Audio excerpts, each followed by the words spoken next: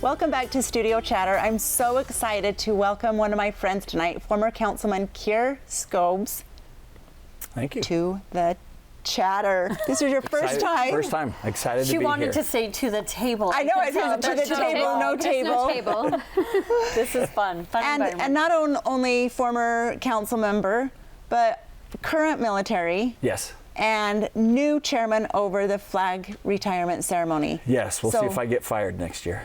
Well, we'll just throw you in the fire this year. As long as there's a fire, I feel like you're good. And a flag. Yeah. So, and of course, one of the reasons we, as our committee, wanted you to take that over is because we have had Mark Harrison, 20 years. 20 years. Yeah. Wow. And so you've been watching it. You've attended many, but you're also military. So let's start a little bit, since it's Independence Month. Tell us a little bit about your military career. Oh goodness, let's see. I enlisted in 1997 as an engineer, laying 51 Bravo, so building walls, laying cement, things like that. Spent all my time, anytime we traveled somewhere, using my language, which is Spanish, and then found out there's an intelligence unit in Utah where you can use your language and be able to travel that way. So made the jump, they say, to the dark side from enlisted to officer. Became an officer, went through BYU's ROTC program while I was going to school, and became an intelligence officer. I've had some great adventures, been to about 17 different countries, spent a year and a half in Iraq, a year in Afghanistan, and let's see, my rank, I'm a colonel, I'm a full bird colonel. I've been in 27 years now, and spent the last year out in Washington, D.C. At the War College, Inter-American Defense College. And that is why you had to step down from the council. From the council, you had this opportunity. That was, yes, it was a master's degree in Inter-American Defense and Security. Just part of my professional development as a military officer. I can't even believe he talks to me. He talks right, like this, like a secret life. Well, like a cool he's my friend, life. but I'm like, I listen to him, and I'm like, I can't even believe he gives me the time of day. Listen to this guy. Right, and acts so humble and sweet.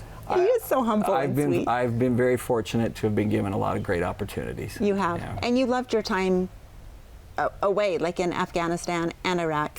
Yes, absolutely loved it. For soldiers, well, for anyone, if you're an engineer, if you're an accountant, accountants, for example, we just had April. They love doing the taxes. They love going through the numbers. That's what they train. That's what they learn. That's what they do. Soldiers love to do their job, whatever it is. Mine's intelligence.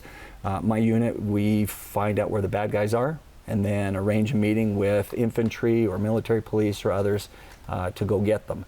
And so any soldier, whether they're artillery, Charlie Battery is here in Spanish Fort, for example. They love shooting their big guns, doing the artillery. And so, as with any job, my day job, I'm a school teacher. I love teaching. And so soldiers, the same thing. We love what we do, especially because of what it represents for the country and for our communities. Well, thank you. Well, thank you for serving. Thank you. And thank you for doing all of the things that you have to do and people don't love to do. And True. teaching is a very, very difficult job as well. So we're super honored to get to the flags portion of this. Yes. So tell us a little bit about how you got on that committee and then what you're going to do with it. Oh, Mark Harrison I've known for a number of years in the National Guard here in Utah. And as he was retiring, he knows that, we've known each other. He knew that I was in the Army, my connection with the council. I know how the city works. He said, I think you'd be a great fit for that. Are you interested? And I said, the opportunity to be able to continue to serve the community of Spanish Fork in any capacity, would absolutely love to. And so that was kind of the impetus with that. He talked to the committee, and I think it was more, he's like, yes, I found somebody I can retire. Now, He may be your sidekick for a minute. I may be speaking out of turn here, but I believe this retirement ceremony is like one of the only ones of its kind. Like they don't do this many other places. Is that correct? There are some smaller ones. I believe this is the largest in the state. Okay. Just the way that Spanish Fork and the community, sponsored by the Utah National Guard, the American Legion, it's a much bigger production than others. There are some others throughout in smaller communities, but really Spanish Fork, as with everything we do, does a great job. So is it the number of flags that we retire? Is that what makes it big, or just the event itself is so grand? I would say both. I believe last year there were 1,500 flags that were retired. There have been some years where Mark has said it was up to 2,400, pushing 3,000. And then the event, having Charlie Battery come, I met with them earlier this morning here at the fairgrounds. They'll have about 60 of their soldiers here, all ready and prepared to be able to fold the flags, have them ready for presentation. And then the fire is always spectacular. The best part is of course, the howitzer. The howitzer 21 gun salute. That's just, I think a lot of us in the military, that's why we're there, is just big toys, and we get to have fun with them. So are you going to do a 22 salute when you get? I mean, you're going to be in charge now. You got to tweak it a little What bit. are some different things that you would, are you going to do anything different or same? This first year, it's very much the same thing as what we've done so far. It's not broke, so why change it? Yeah. There are some things that we have in mind. Emily Harriman with the city. Next year is the 25th annual, so we have some ideas, she and I, of what to do to really make it a bigger production, to add to the great work that's been done so far. Yeah. You're going to blow you out of a cannon? With a match. I don't know. A little flag cake as your... I'm too thin. I think all the blast would just pass me by and I'd be stuck in the tube. So that would. Not many people can say that. No.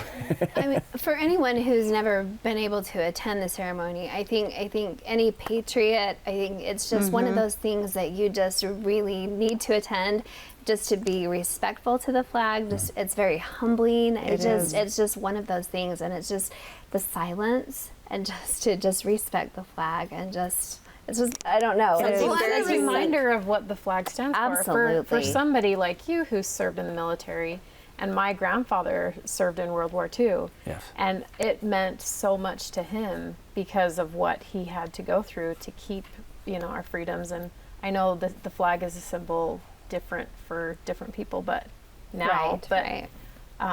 but I love the old school patriotism and the meaning of the flag. I think it still means a lot to people in this community. Keir, will you remind everyone where the event is, the time and the date? Yes, the event is at the fairgrounds on the 13th of July, 7:30. Those that want to participate in bringing the flags out to Charlie Battery to the soldiers, they can be there by 7 between portals. I'm going to get this wrong. There by the flagpole. Okay. And they can just go right in, help fold the flags. Right. Go right in, help fold the flags. You can go to the city's website and there's information. Any flags that you need to have destroyed properly, you can get to the city offices on or before July 10th. Okay. And then the Scouts used to be the big groups. Yes. Dispersing the flags. Tell us who's doing that now. Is everyone invited? Everyone is invited. Scouting has changed in the past few years. Not as many large scout groups as there have been, but Boy Scouts, Girl Scouts, and then any citizens that want to participate. That was a change that Mark had made a couple years ago, and so anyone that would like to be able to grab a flag and walk through, present it to the soldiers to have it retired properly, is welcome to do so as well. Really unique experience. It is. Something everyone should go and see or participate in. Oh, definitely. Thank you. Yeah.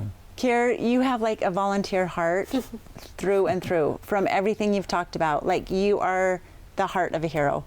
And I love and respect you so much. And we're going to go off camera now before I cry. Thanks Thanks so for much joining for us. being here. Appreciate it. Thank you. More studio chatter coming up.